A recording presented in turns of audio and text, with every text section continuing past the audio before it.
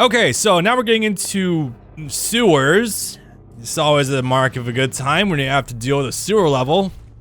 I know people always meme about how water levels in games are always like the biggest pain in the ass. For me, I didn't know that was there. I'll take it. I'm just kind of what? Okay. For me, it's always sewer levels. I don't know. I just find it to be the biggest pain in the dick. Also, if you're familiar with Resident Evil 4, sewer level, bugs in here. Yeah, it's actually a bit more Resident Evil 4 than you might expect at a glance. It's kind of wild.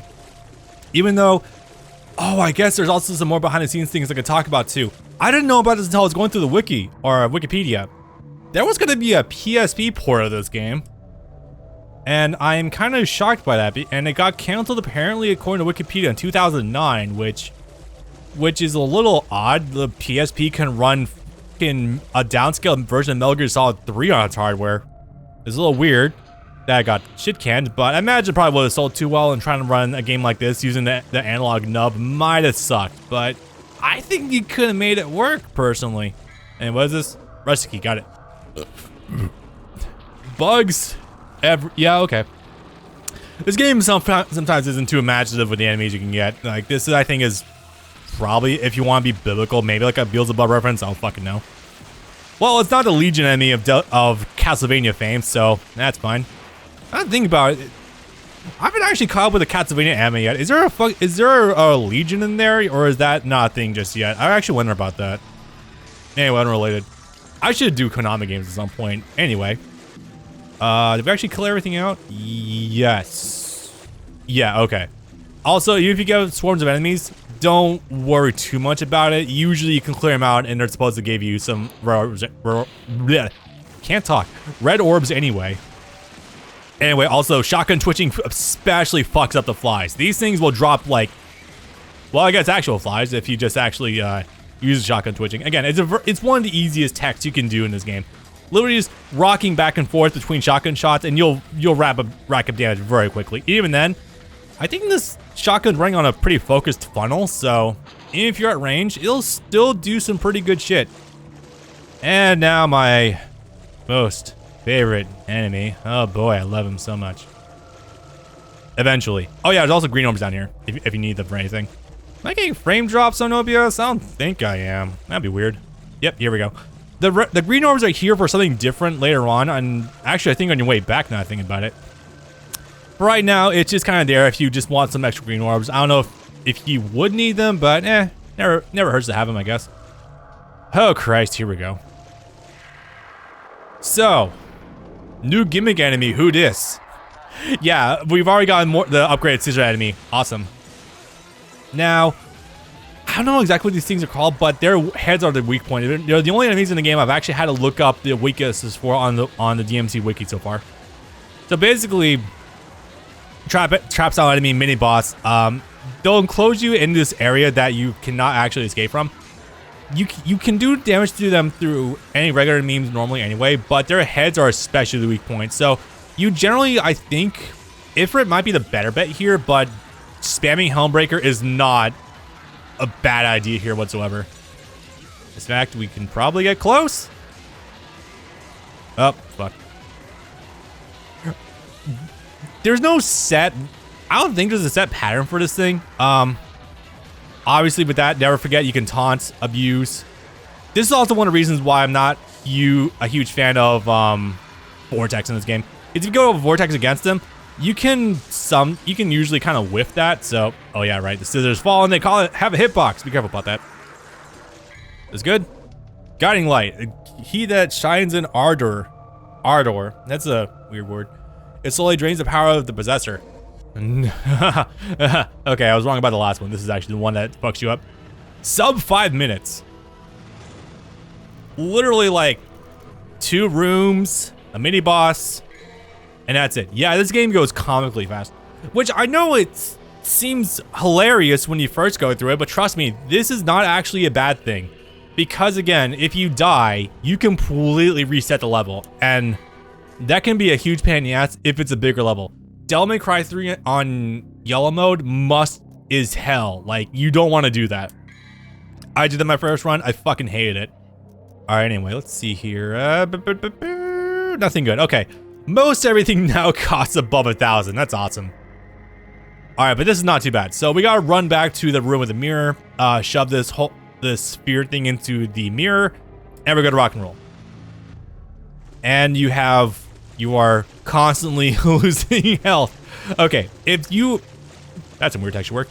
This is especially why this little side alcove is here. It's to refresh your health if you are hurting a little bit. If you do this, fucking hell. You know, I actually do kind of want to kill him right now. If you're careful, you can actually do this not too badly. That said, though, you want to be careful. The timing of the fireballs can be a little tricky, but if you reflect them like that, there's a way you can optimize your time against them. It's by time against them.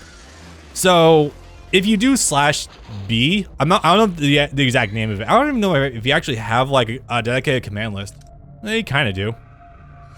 You want to do the delay slash, which will give you like the 3 extra swipes and not like the stinger slash. That will actually be pretty good against him, especially because you'll also not only be doing damage against him directly, but you'll also have a percent chance of just automatically reflecting the fuck it, let's kill him. You'll have an automatic percent chance of also reflecting the fireballs he shoots out from his mouth at point blank range, which is really nice. Yeah, the reason I would skip those scissors enemies regularly, but considering the fact that you are constantly losing health right now, kind of want, and you also can't progress. Yeah, I kind of want that. Now I have decisions to make here. Do I sit and stand and fight? Normal mode does have a higher chance, I think, of enemies dropping green orbs, so it's not a bad thing whatsoever to try to take that. Fuck, okay, never mind. Your health is literally timing right now, so you want to be very careful about this. And remember, you are going for the orange door. Frankly, you can just immediately get your way up to the top. Helmbreaker here. Get down. You're good. I actually didn't think it would take me right there. That's really nice. Okay. Anyway. It's an amazing, beautiful mirror, but still, there's something dark and evil deep within its reflection, as if it's trying to suck me inside. Yeah, exactly. Suck. Something written beneath it. The brightness of the guiding light will scorch you. Only those who can bear the light can open new paths. I seriously wonder what the inspiration was for a lot of these puzzles, because a lot of these have to be based on mythos of some actual stuff like Icarus. Maybe? I don't know. 236. Wow, S rank. Oh, damn. That's one of the few S ranks I've gotten so far. Also gives you 800 flat. My God. Look, I'm sure if you're Dongari, you can probably get all S ranks your first run through and get all of the orbs you want at the front, but I am not Dongari by any stretch of the imagination, so not quite gonna do that. But all right then, cool. And now final official rematch with Phantom. I think, yeah. But holy shit, 2,000. Okay, the world's my oyster. Okay. Do I want air raid or do I want? I think I want Stinger maxed out first, because that is such a keystone move, and when you get the Sparta weapon, a lot of the moves you do have right now will actually carry over with the Ultra, will carry over straight into his moveset, like Round Trip, Stinger, maybe some other moves, but you don't have Double Trigger with Sparta. Small spoiler, I know, but it's whatever. Okay, I think we're good though. Also, it's just a good approaching tool in general. So, let's party. Also, we're on mission 8 already. My God. Hello. 3-eyed head thing. Anytime you see the 3 red eyes, it's just an allegory from Mundus. Like, there's no real ifs, ands, or buts about it. Alright, but let's see here. That's good. Oh, one thing you want to keep in mind also. I don't think this game ever really tells you about this whatsoever, but if you hold into a wall while you're jumping, Dante will actually automatically jump off of it. Oh wait, you don't even have to press into it. I thought you can just you had to do that. I guess not. God, that looks fucked up.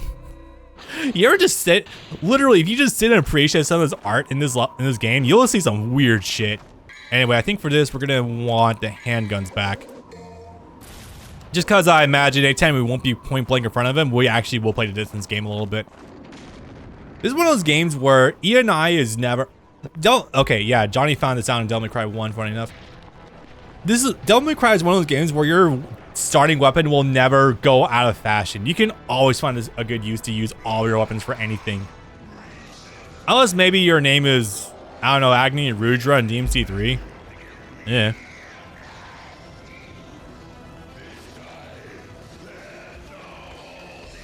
What? Finally, I was getting tired of playing your childish games. Hey, I was never saying no to the free red orbs though. Oh wow, hi. Ah, I fucked up my jump cancel.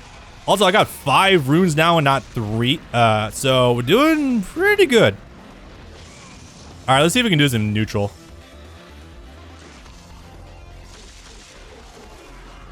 Yeah, New Game Plus, Ifrit can fuck him up, even though it's also a fire type weapon against a fire enemy. Nah, I think his fire is just more lava. Again, whatever stinger comes out, just jump on him. All right, yeah, you know, I'll just show you. You can land straight on top of Phantom and just fuck him up that way. If you ever have trouble against them and you need to turn your brain off and just like need a super easy mode answer, just kind of just jump against him, you know? He's armored right now, so you can't make an approach like that, but still. Oh, incoming. Shooting him upwards in the air, this is a new move. They'll actually rain down on you, so I want to be careful about that. I think he pauses though when you do that. Like, I think he's got like a power down state of some sorts. Oops, I was walking when that hit me. That was a bad idea. Oh yeah, he does pause. Holy crap, okay.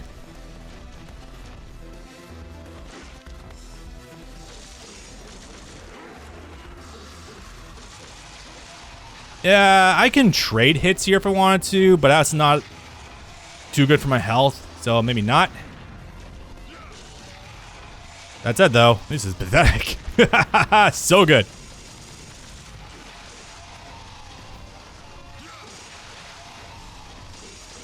There's actually ways to get way more damage against him that I'm not even really doing right now. Like, you can stay on top of him and actually get a lot of free damage that way. I'm just not doing it because I'm gonna say I'm still not amazing at this game. Despite the way I'm trudging through this right now in normal difficulty. No, this can still be kind of brutal. Ah, yes, the return of the pre-rendered videos also. My God.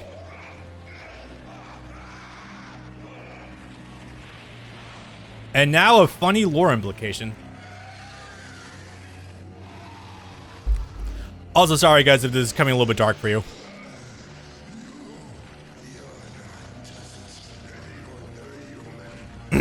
Yep.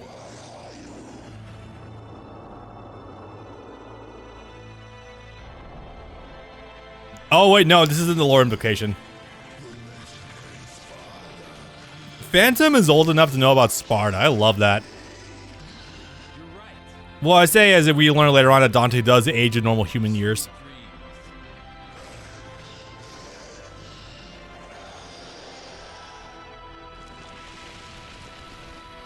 Remind me, this is still off the heels of DMC3, so Dante isn't that powerful, as powerful as he can be so far.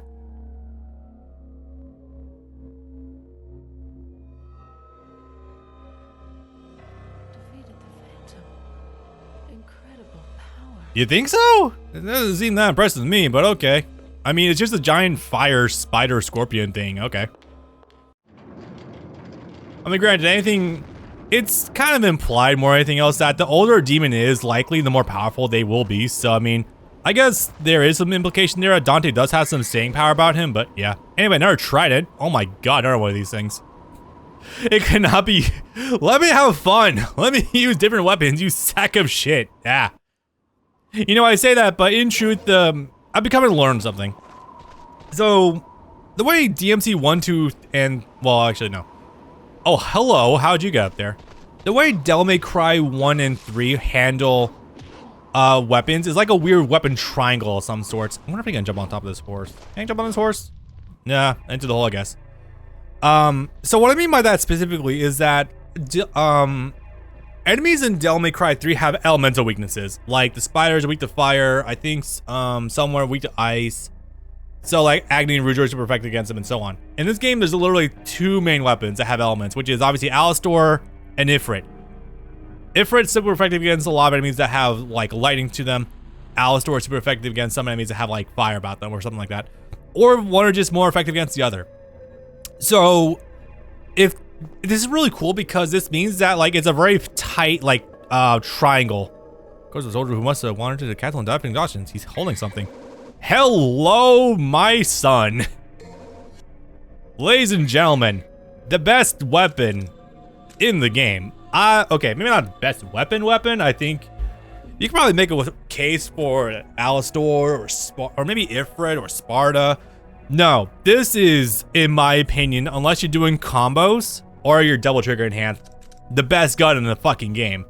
And you might hear that and think I'm exaggerating a little bit. Surely you jest it, Bob.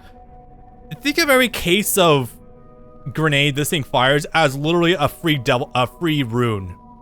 I'm not kidding. This thing regenerates so quickly, and the old trick with the carbine from DMC3 holds over. Haha. If you don't know what I mean, you can roll cancel and or do actions to cancel the ending lag of the shot that you just fired. Ergo, you can literally keep looping it over and over and actually like fire twice as fast. It's actually nuts. I love it. You know the end level? No, okay, this is this fucking thing. All right, this thing screwed me up the first few times, so I'm gonna try to do this as concisely as possible. So what our goal right now is to place the trident in the mouth over there and or the little pedestal. And then we gotta run up 2 flights of stairs and into something that's on a timer. It's gonna be a little tricky, but with a full bar, if you're fully tapped out on double trigger for the Alistor, you should make it. With some time to spare. But this can be a little tight, so we're gonna try to do this as effectively as possible. Damn, I love some of the grime of this area. There it is. All right, jump over this, head through this left door. Left door, right door. All right, tell these guys to go fuck themselves and just bolt. Wait, did I just really just make that joke? I don't really say it's a joke. Here we go. This is where we want to go. Now, this is actually kind of deceptive because once it's down to like here or here, Dante can't roll underneath this, I don't think. So you have to be quick about this. Like, I'm not joking about that. It actually closes on you pretty fucking quickly. And Dante can't really climb, doesn't like to slide, I guess. Yeah. I don't know, Capcom probably put some other references to old games in this game, but I guess Mega Man was not one of them. Yeah, weird, I know. Actually, I think about that. The slide was the old Mega Man games, right? Not just X, right? No, X had the dash. Sorry, I'm not fluent in Mega Man whatsoever. Okay. 1459? We can do stuff with that, I think. Blue orb, purple orb. Actually, not purple orb. Do I want air raid? I don't know. Maybe? I was thinking about it. It's like the one time I'll ever use it. Yeah, fuck it, I'll buy it. It's fine. I mean, I'll eventually get these 2 anyway. And plus, we're making pretty good progress right now anyway, so yeah, a couple more B or A ranks, I think we'll be good. All right, rock and roll time.